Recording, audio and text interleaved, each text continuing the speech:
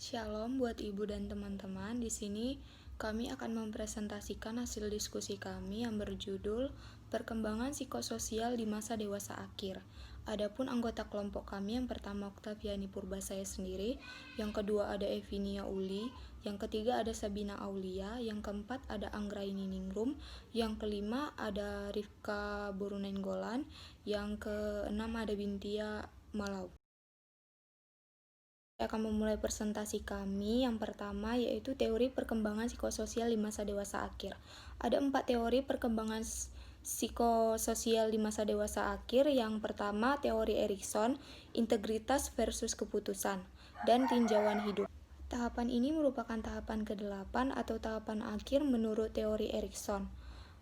Tahap ini melibatkan refleksi di masa lalu dan entah menyimpulkan secara positif pengalamannya atau menyimpulkan bahwa kehidupannya belum berjalan dengan baik. Jika kehidupan yang mereka lalui di masa lalu itu berjalan dengan baik, maka orang lanjut usia akan merasa puas di kehidupannya sekarang atau yang disebut juga dengan integritas. Tapi jika orang lanjut usia melalui 1 atau 2 tahapan kehidupannya di masa lalu secara negatif, maka lintas kenangan yang mereka miliki akan bersifat negatif juga atau yang disebut juga dengan keputusan. Selanjutnya ada tinjauan hidup. Ini merupakan gagasan yang paling menonjol di tahap akhir integritas versus keputusan menurut Erikson. Melalui tinjauan hidup ini, seseorang akan meninjau kembali kehidupannya di masa lalu, mengevaluasi dan menginterpretasikannya kembali. Beberapa terapis juga menggunakan reminiscent terapi atau terapi kenangan untuk orang-orang lanjut usia. Terapi kenangan ini mendiskusikan tentang aktivitas dan pengalaman mereka di masa lalu dengan individu dan kelompok lain. Terapi kenangan ini biasanya menggunakan media seperti foto, barang-barang yang mereka punya dari masa lalu, dan audio, video yang mereka punya dari masa lalu. Terapi ini juga terbukti dapat meningkatkan kepuasan hidup dan mengurangkan kadar depresi dan rasa kesepian di masa dewasa akhir. Yang kedua ada teori aktivitas. Menurut teori ini, semakin besar aktivitas atau keterlibatan orang-orang lanjut usia di masa lalu, maka mereka akan semakin puas dalam menjalani hidupnya. Para peneliti menemukan bahwa apabila orang lanjut usia itu energik, aktif, dan produktif di masa lalu akan menjalani kehidupannya lebih baik dan lebih bahagia dibandingkan dengan orang-orang yang dijauhkan dari lingkungan masyarakat. Teori yang selanjutnya adalah teori selektif sosio-emosi. Menyatakan bahwa orang-orang lanjut usia itu jauh lebih selektif dalam memilih jaringan sosial mereka. Karena orang lanjut usia itu lebih mementingkan kepuasan emosionalnya dibandingkan kepuasan yang lain. Orang lanjut usia biasanya lebih banyak meluangkan waktu mereka untuk orang-orang yang sudah mereka kenal dengan dekat. Dan orang lanjut usia juga akan menarik diri dari lingkungan sosial yang belum terlalu mereka kenal atau yang masih baru mereka kenal, dan lebih meningkatkan kontak kepada keluarga, individu-individu yang sudah dekat dengan mereka dan yang mereka anggap menyenangkan. Oleh karena itu, orang lanjut usia lebih memiliki sedikit jaringan sosial dibandingkan orang yang masih muda. Teori sosio-emosi ini juga memiliki tujuan motivasi yang dapat memotivasi individu, yaitu yang pertama berkaitan dengan pengetahuan dan yang kedua yang berkaitan dengan emosi. Motivasi untuk memperoleh pengetahuan cenderung lebih tinggi di masa awal dan puncaknya di masa remaja dan dewasa awal, kemudian menurun pada masa dewasa menengah dan masa dewasa akhir. Sementara motivasi emosional itu cenderung tinggi di masa bayi dan masa kanak-kanak awal, kemudian menurun di masa kanak-kanak menengah dan masa dewasa awal, kemudian dia akan naik kembali pada masa dewasa menengah dan masa dewasa akhir. Yang keempat ada teori optimalisasi selektif melalui kompensasi. Teori ini menyatakan bahwa keberhasilan usia lanjut itu berkaitan dengan 3 faktor yaitu selektivitas, optimalisasi, dan kompensasi. Teori ini mendeskripsikan bagaimana orang mendapatkan sumber daya baru dan mengalokasikannya ke tugas-tugas yang ingin mereka capai. Selektif didasarkan pada kapasitas orang lanjut usia yang sudah menurun dan kehilangan kemampuan untuk berfungsi, di mana hal ini dapat menurunkan keahlian mereka di dalam berbagai bidang. Optimalisasi di sini bagaimana cara kita untuk mempertahankan performa di berbagai bidang dengan melakukan latihan terus-menerus dan praktik terus-menerus dan menggunakan teknologi yang baru. Kompensasi akan menjadi relevan apabila tugas kehidupan menuntut kapasitas yang melampaui taraf performa saat ini, yang secara potensial itu dimiliki oleh orang lanjut usia. Secara khusus orang lanjut usia perlu melakukan kompensasi di mana di lingkungan itu memiliki tuntutan yang kuat tentang fisik atau mental mereka, seperti untuk memikirkan, mengingat materi-materi baru secara cepat. Menurut Paul Baltes pada tahun 2003, seleksi domain dan prioritas itu merupakan aspek yang penting di dalam perkembangan.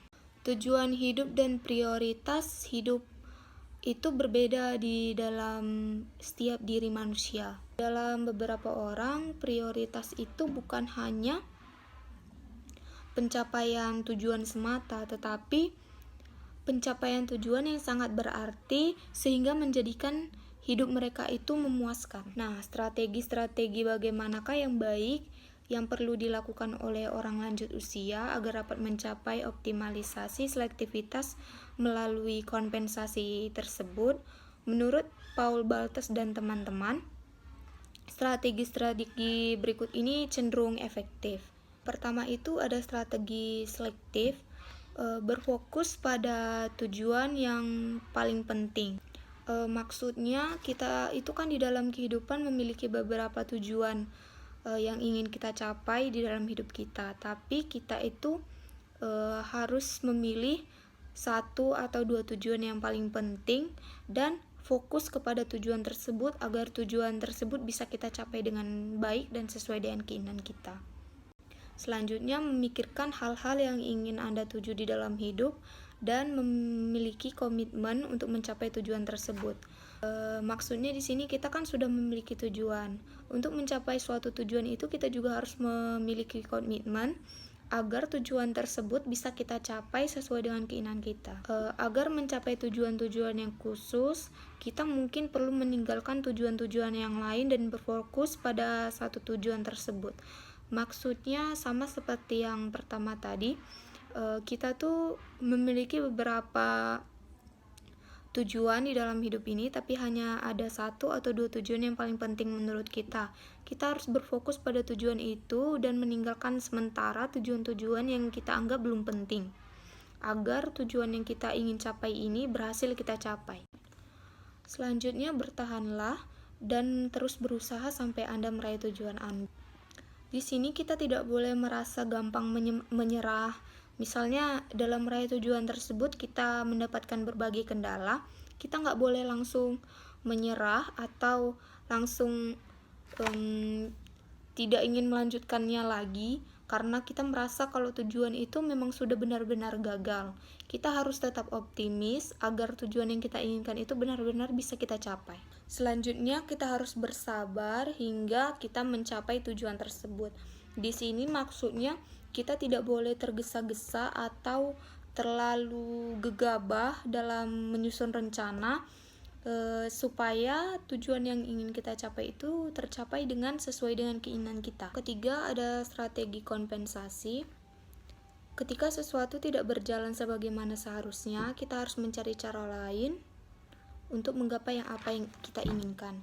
Di sini maksudnya jika kita ingin meraih suatu tujuan dan kita memiliki rencana, tetapi rencana tersebut gagal atau tidak berhasil, kita harus memiliki rencana cadangan atau rencana lain agar apa yang ingin kita capai tersebut dapat berhasil.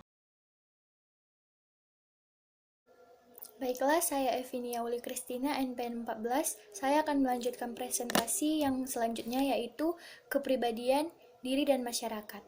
Nah, dalam kepribadian, seperti yang kita ketahui, terdapat 5 faktor besar kepribadian.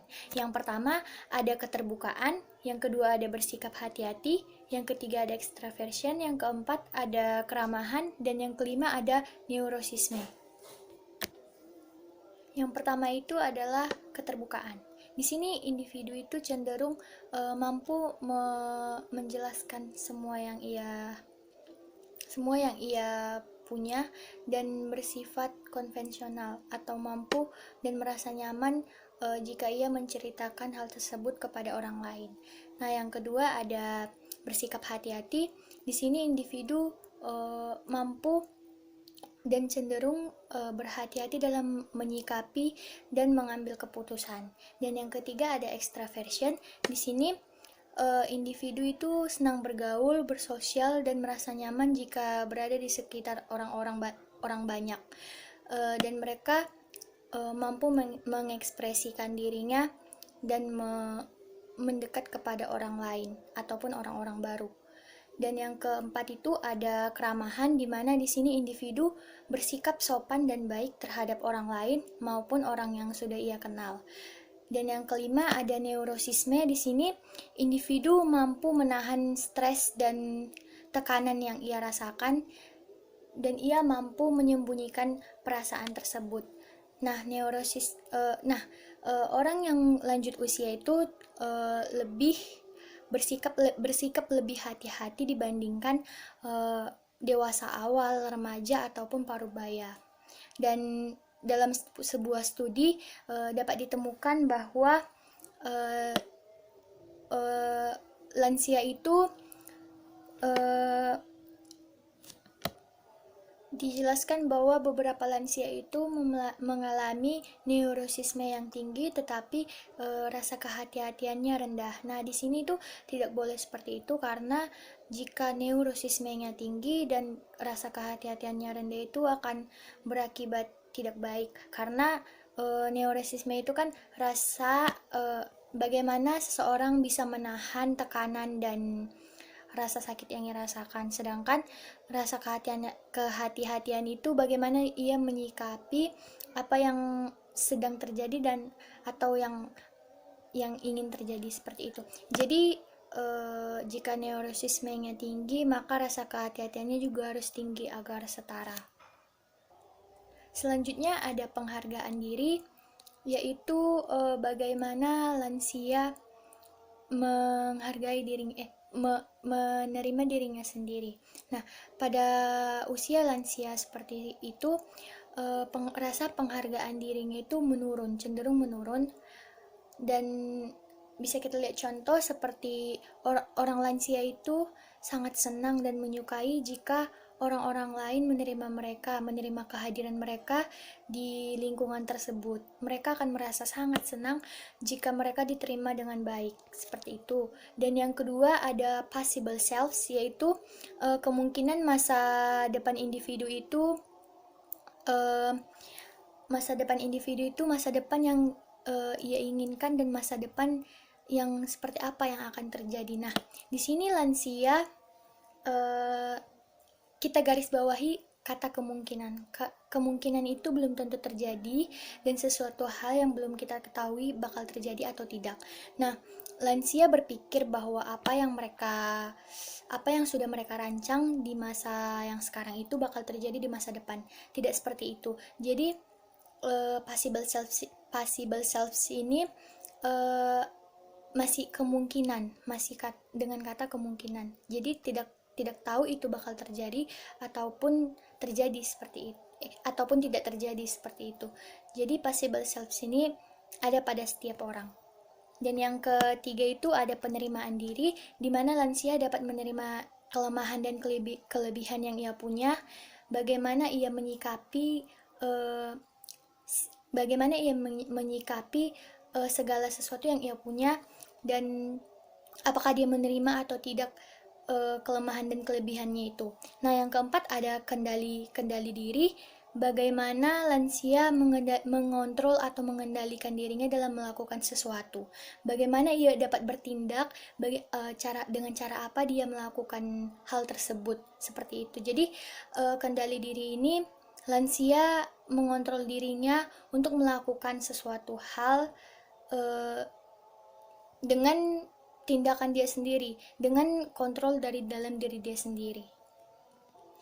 Selanjutnya ada orang lanjut usia di masyarakat. Nah, orang lanjut usia di masyarakat ini memiliki stereotip. Nah, stereotip masyarakat berbeda-beda menanggapi orang lansia yang berada di sekitar mereka.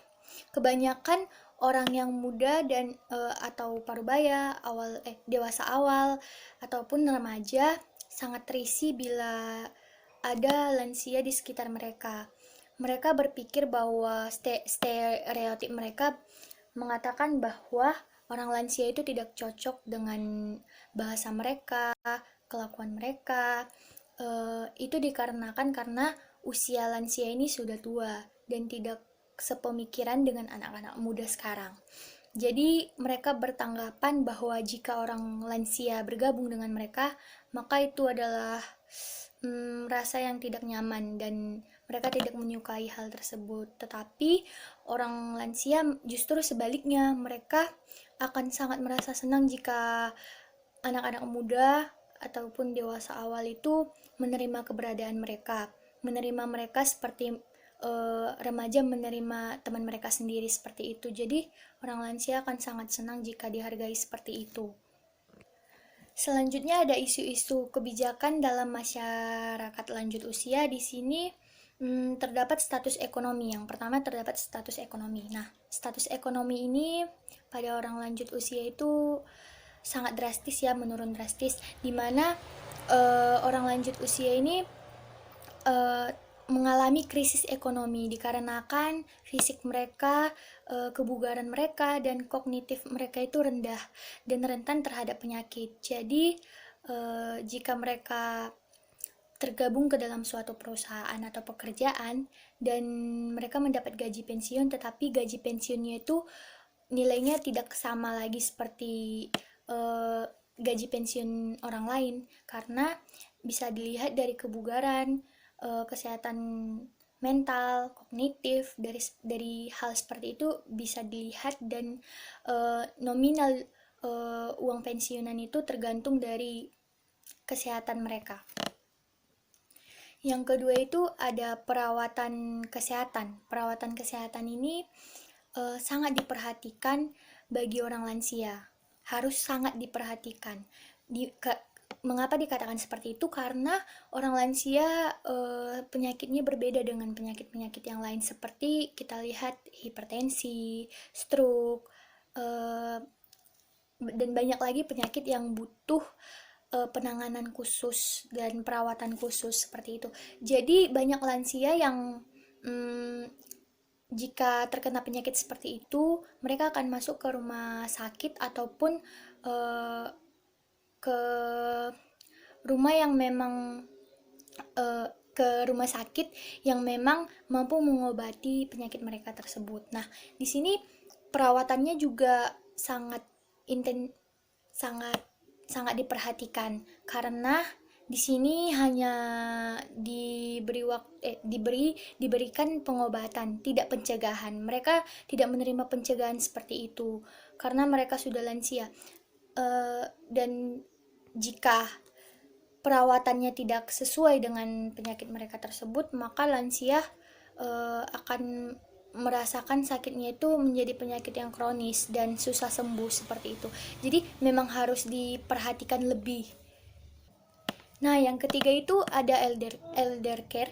Nah, di sini elder care ini berguna untuk membantu fisik dan emosional orang lanjut usia, dan dianjurkan kepada orang lanjut usia agar menggunakan kebijakan ini, yaitu elder care. Nah, elder care ini sangat membantu bagi usia lanjut, di mana mereka akan dilatih fisiknya, emosionalnya, dan mentalnya. Nah, kegiatan sehari-hari mereka juga akan dibantu, seperti jika mereka sakit di bagian otot ataupun tulang mereka yang sudah tidak sebugar yang dulu lagi.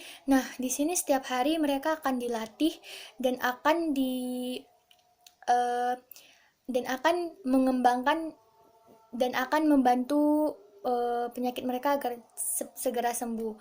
Walaupun tidak sembuh total karena dengan usia mereka yang lanjut seperti itu, tetapi rasa sakitnya akan berkurang jika ini diterapkan setiap hari.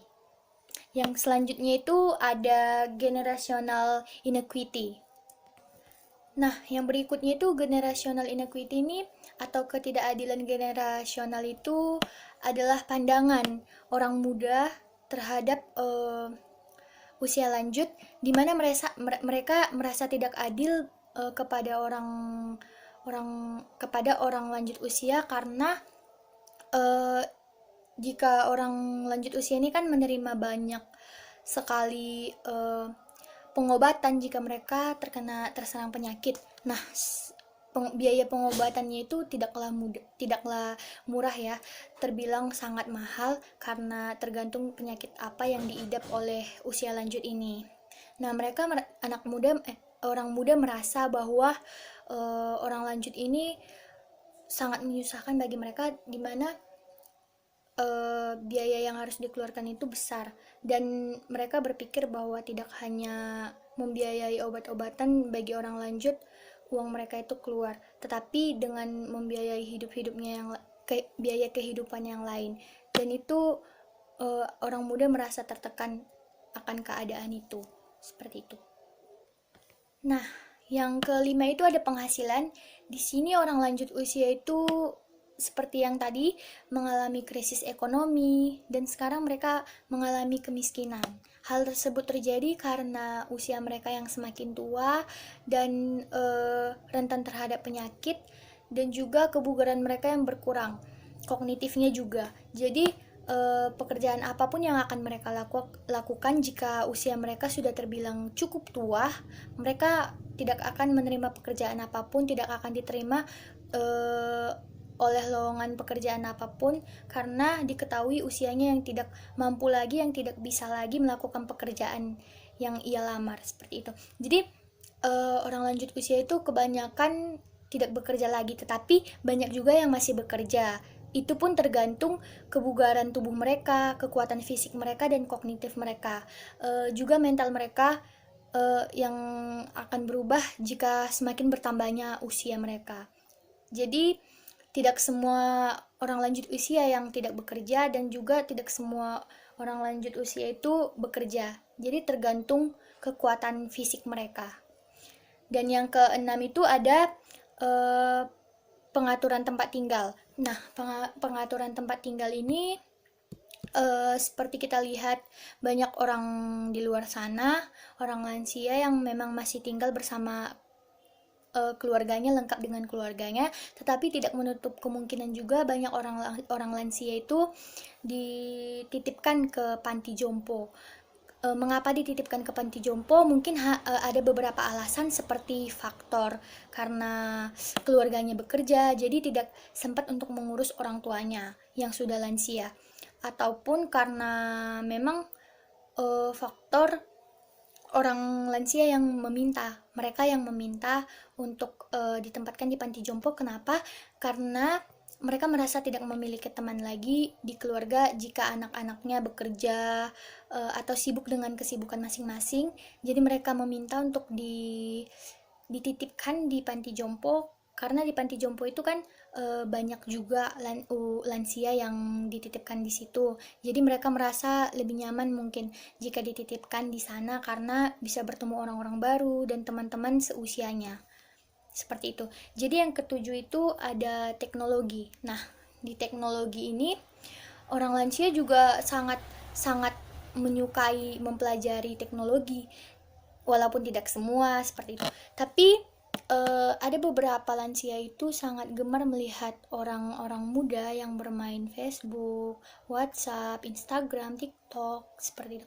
Mereka merasa bahwa wah, saya juga ingin belajar menggunakan teknologi, belajar video call. Jadi mereka minta belajar tentang teknologi itu kepada orang-orang muda, kepada keluarganya. Nah, setelah mereka mempelajarinya, mereka juga akan semangat menggunakan teknologi tersebut, menggunakan kecanggihan teknologi tersebut, di mana mereka merasa bahwa teknologi zaman sekarang itu memang sangat penting. Jadi mereka juga merasa harus mempelajari itu. Dan jika kita lihat, mereka justru lebih semangat untuk belajar teknologi dibandingkan anak-anak muda, dimana anak-anak muda hanya tahu menggunakannya saja, tetapi tidak tahu apa efek penggunaannya seperti itu. Jadi orang lansia itu sangat gemar juga menggunakan teknologi, mempelajari kecanggihan teknologi. Jadi mereka tidak akan merasa gaptek, walaupun tidak semua lansia seperti itu. Tapi ya begitu, mereka jika melihat orang bermain handphone ataupun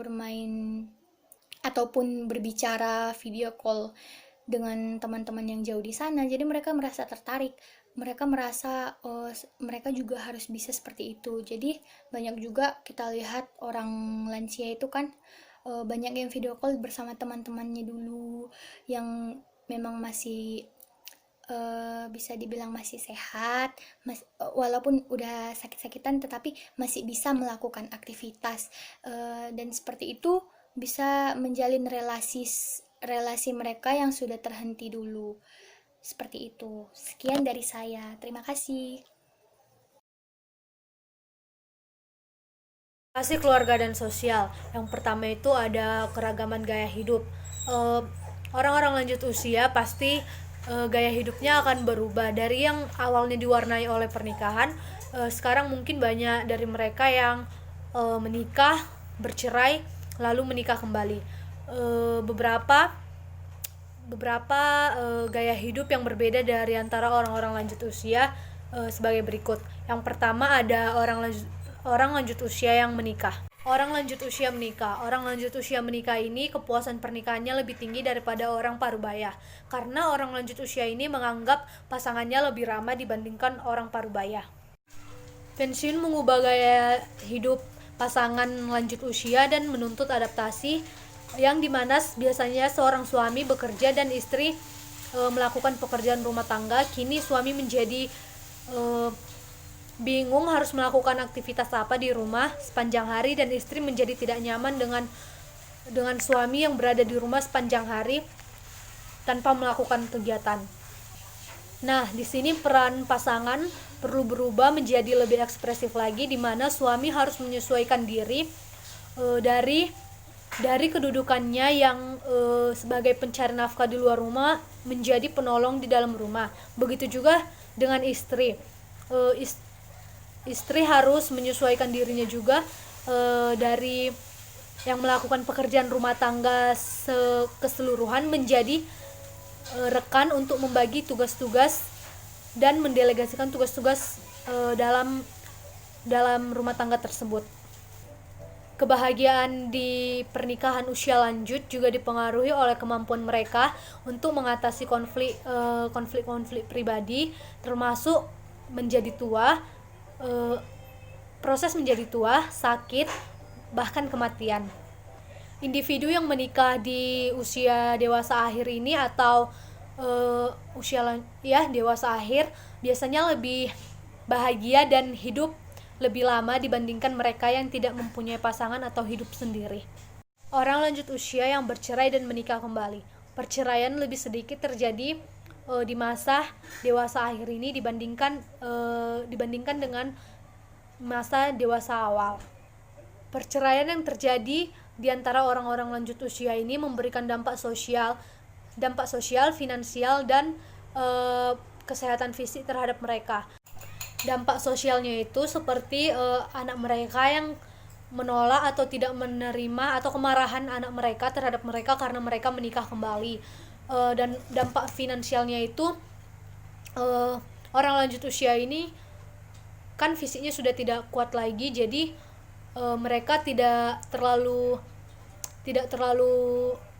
kuat untuk melakukan pekerjaan untuk mencari nafkah, maka dampak finansialnya menjadi kurang atau tidak banyak. Dampak pada kesehatan fisiknya itu, orang lanjut usia ini rentan terhadap penyakit-penyakit karena usia mereka yang sudah lanjut. Selanjutnya, kohabitasi pada orang lanjut usia. Orang-orang lanjut usia yang melakukan kohabitasi memiliki relasi yang lebih positif dan stabil dibandingkan orang-orang yang lebih muda yang melakukan kohabitasi. Karena orang lanjut usia menganggap bahwa kohabitasi ini lebih mementingkan kebersamaan daripada cinta.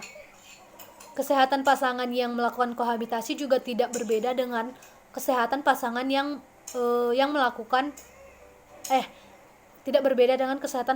menikah. Namun orang yang melakukan kohabitasi ini cenderung lebih depresi dibandingkan dengan orang yang dengan pasangan yang menikah. Selanjutnya, romantika seks pada orang lanjut usia. Ekspresi seksualitas orang lanjut usia berbeda dari orang muda, khususnya apabila hubungan seksual tidak lagi menjadi hal yang mudah dilakukan bagi orang lanjut usia. Kita mungkin beranggapan bahwa orang lanjut usia ini lebih tertarik dengan bermain bridge atau bercakap-cakap di beranda dibandingkan melakukan hubungan seks. Namun pada kenyataannya beberapa orang lanjut usia ini melakukan kencan juga. Mereka mungkin akan melakukan aktivitas seksual apabila mereka masih sehat. Namun jika kesehatan fisik mereka sudah sangat lemah, mungkin mereka tidak akan melakukan aktivitas seksual itu lagi. Dengan menggunakan obat-obatan yang dapat menyembuhkan disfungsi ereksi, orang lanjut usia mungkin memiliki tingkat aktivitas seksual yang lumayan tinggi, atau mereka dapat meningkatkan aktivitas seksual mereka. Meskipun demikian, orang lanjut usia ini lebih mementingkan kebersamaan dibandingkan aktivitas seksual mereka. Selanjutnya, orang tua lanjut usia dan anak-anak mereka yang telah dewasa. Orang lanjut usia yang memiliki anak ini cenderung menjalin hubungan yang lebih banyak kontak dengan sanak saudara, karena anak-anak itu merupakan bagian dari jaringan sosial orang lanjut usia dibandingkan mereka yang tidak mempunyai anak. Anak perempuan dewasa itu lebih terlibat dalam kehidupan orang tua mereka dibandingkan anak dewasa laki-laki, karena anak perempuan dewasa ini memberikan 3 kali lebih banyak bantuan, dan aktivitas sehari-hari mereka juga lebih banyak bersama orang tua mereka dibandingkan dengan anak laki-laki. Tugas anak-anak yang telah dewasa ini adalah mengordinasi dan melayani orang tua mereka yang kemampuannya sudah tidak lagi seperti dulu lagi, yang kemampuannya sudah menurun. Ketika orang tua mengalami masalah pada kesehatannya, relasi di antara orang tua dan anak-anaknya mengalami perubahan yang positif. Ambivalensi seringkali terjadi dalam relasi di antara anak-anak dan orang tua yang sudah lanjut usia. Ambivalensi di sini artinya adalah keadaan perasaan yang terjadi secara bersamaan, yakni antara perasaan yang bertentangan terhadap seseorang. Seperti di satu sisi dia merasa takut, namun di sisi lain dia merasa ada harapan kayak gitu. Selanjutnya, kakek nenek buyut. Salah satu kontribusi kakek nenek buyut adalah melestarikan sejarah keluarga yang dilakukan dengan cara menyampaikan pada anak-anak mereka, kepada para cucu dan para cicit mengenai asal mereka, apa yang telah mereka capai dan apa yang mereka pertahankan, dan bagaimana perubahan kehidupan mereka dari tahun ke tahun. Orang-orang lanjut usia yang memiliki kedekatan dengan relasi terhadap keluarga cenderung tertekan dibanding mereka yang tidak dengan keluarga mereka. Selanjutnya akan dilanjutkan oleh teman saya. Terima kasih, perkenalkan nama saya Anggreni. Saya akan melanjutkan penjelasan mengenai persahabatan. Jadi pada masa dewasa akhir ini, persahabatan baru tidak terlalu diperlukan. Hal ini disebabkan karena biasanya orang lanjut usia ini cenderung menghabiskan waktunya kepada keluarga terdekatnya daripada mencari persahabatan baru. Namun bagi beberapa lansia, terutama lansia yang kehilangan pasangannya, mereka akan cenderung mencari persahabatan baru atau melakukan persahabatan baru untuk mengatasi rasa kesepian yang mereka rasakan.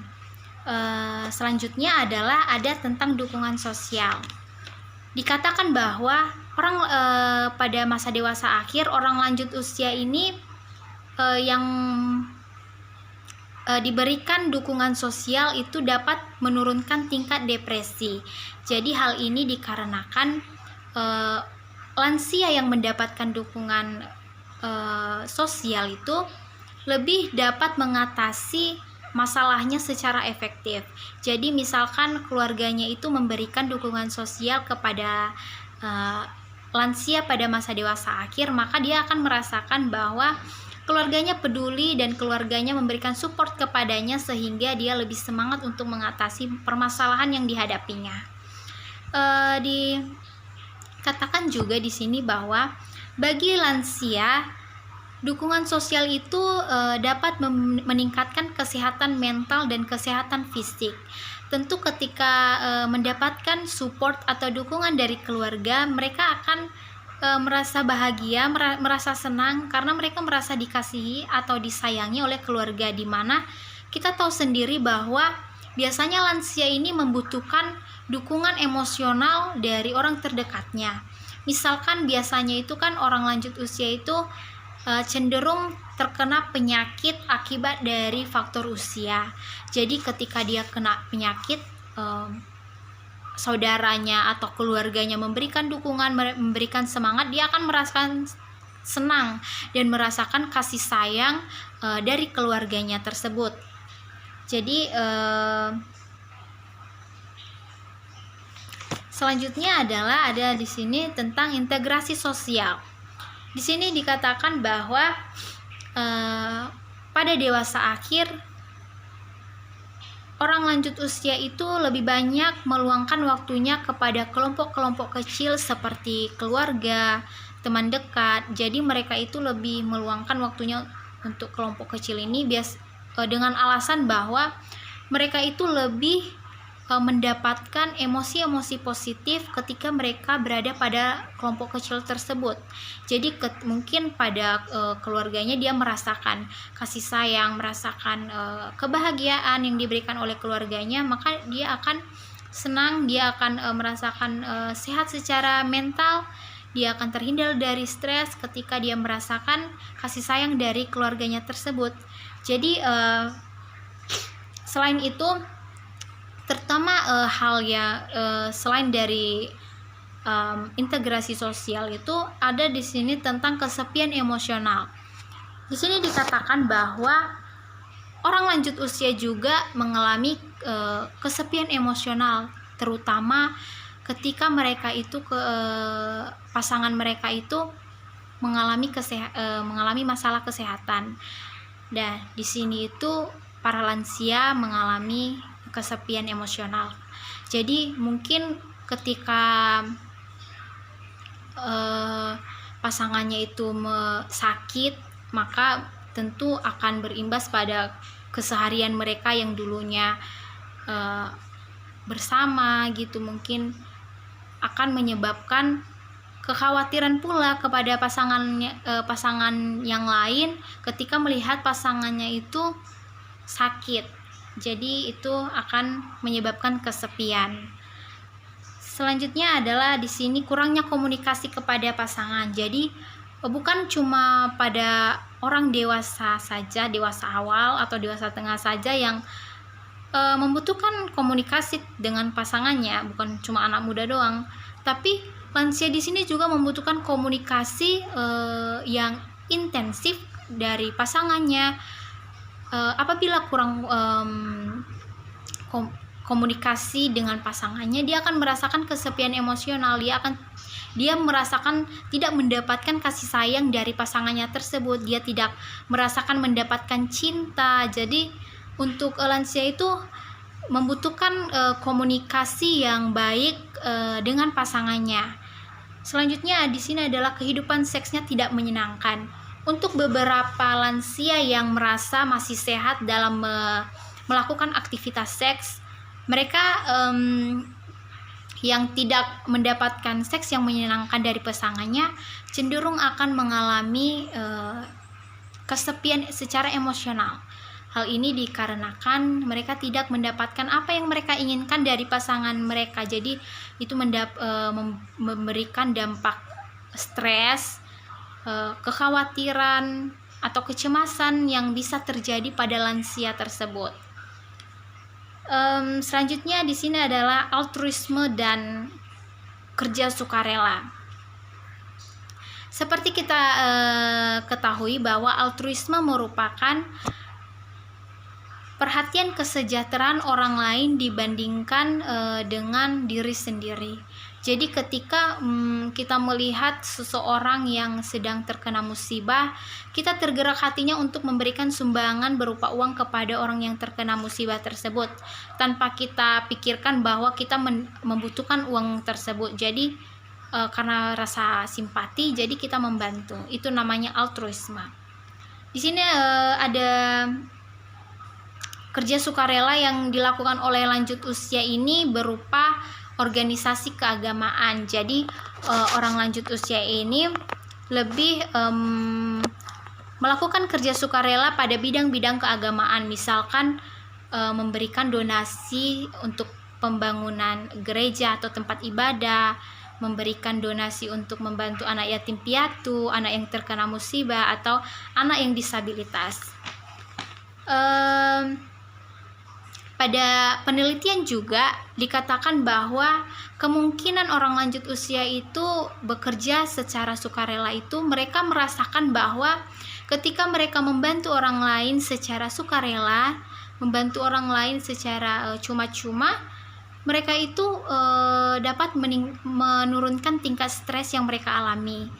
Hormon stres juga akan menurun apabila mereka merasakan apabila mereka membantu orang lain. Jadi ketika mereka membantu orang lain, mereka itu merasakan bahwa imunitas mereka itu semakin lebih baik. Mungkin karena ada kepuasan tersendiri atau ada rasa bahwa mereka masih bermanfaat untuk orang lain. Jadi mereka merasa bahagia, mereka merasa senang ketika membantu orang lain. Jadi mungkin hal itu yang menyebabkan bahwa beberapa orang lanjut usia itu cenderung bekerja secara sukarela.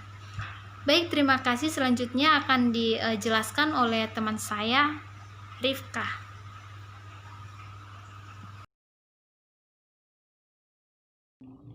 Baik, perkenalkan, nama saya Rifka Primatuwa Nenggolan dengan NPM 1900004, yang dimana saya akan menjelaskan tentang etnis, gender, dan budaya. Ya, saya akan menjelaskan tentang etnis yang pertama. Etnis adalah perluasan keluarga membantu orang-orang lanjut usia dari kelompok minoritas mengatasinya dengan hal-hal nyata dalam kehidupan, memberi mereka perasaan dicintai. Yang kedua itu gender, di mana gender adalah serangkaian karakteristik terkait dan membedakan maskulinitas dan feminitas. Karakteristik tersebut dapat mencakup jenis kelamin laki-laki maupun itu perempuan atau intersex. Hal yang ditentukan berdasarkan jenis kelamin, struktur sosial seperti peran gender. Yang selanjutnya budaya.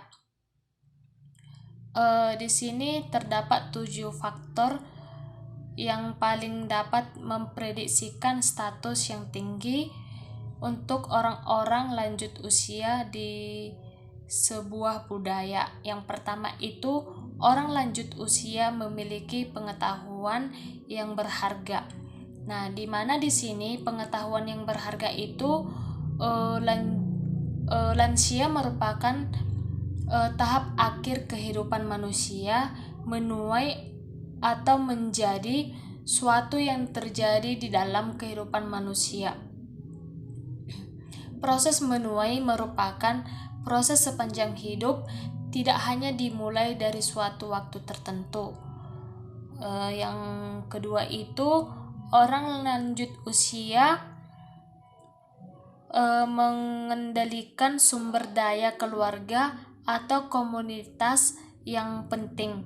Nah, di sini keluarga itu merupakan dukungan maupun itu support, dukungan utama bagi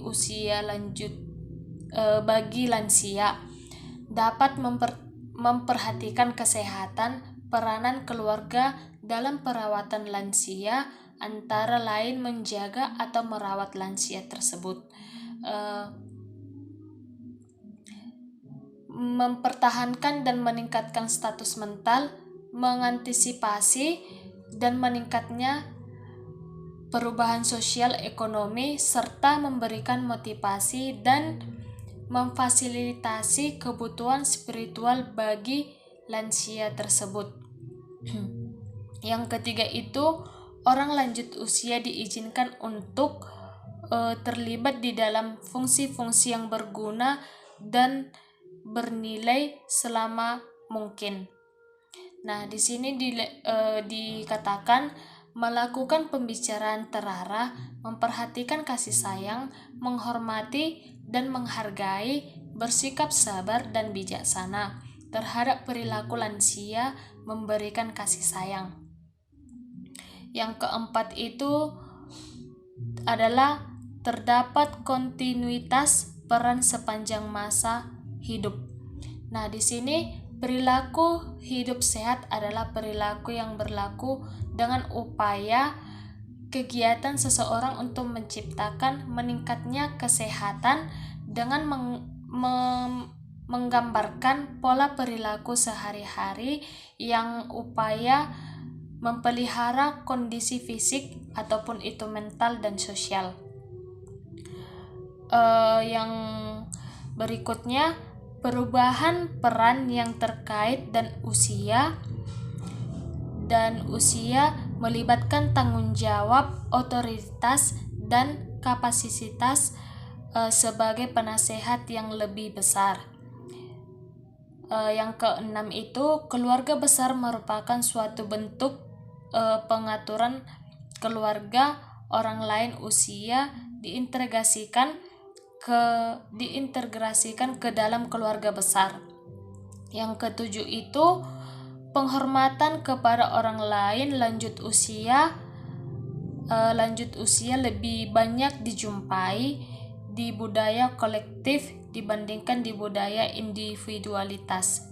Nah, sekian dari presentasi saya ucapkan terima kasih. Baiklah, saya akan melanjutkan penjelasan kami, yang dimana saya menjelaskan proses masa tua yang berhasil itu bagaimana. Yang pertama, kita harus melalui proses tinjauan, dimana proses tinjauan ini bagaimana orang tua atau lansia dapat menerima lingkungannya atau menyatu dalam alam dan lingkungannya tersebut, seperti itu. Dan di sini contohnya setelah dia menjadi tua, bagaimana dia menerima lingkungan baru, karena ketika kita menjadi tua, ketika seseorang individu menjadi tua, lingkungannya bakalan berubah, seperti itu. Dan yang kedua, kita harus melalui koneksi, di mana koneksi ini bagaimana individu tersebut atau orang tua tersebut dapat berpartisipasi atau beraktif gitu. Orang tua ini bagaimana setelah dia menyatu di dalam lingkungan, apakah orang individu ini aktif, seperti itu. Dan harus melalui di dalam koneksi ini juga dia dituntut untuk menjadi individu yang aktif, penting agar proses masa tuanya berhasil, seperti itu. Dan yang ketiga, refleksi. Di mana refleksi ini dimaksud di sini proses masa tua yang berhasil harus mendeskripsikan bagaimana penghayatan mengenai kendali terhadap lingkungannya. Maksudnya di sini bagaimana dia atau lansia ini dapat mengendalikan dirinya di dalam terhadap lingkungan baru dia. Dan panjang usianya penghayatan mengenai kendali terhadap lingkungan dapat memiliki efek yang positif bagi kesehatan dan panjangnya usia para penghuni panti.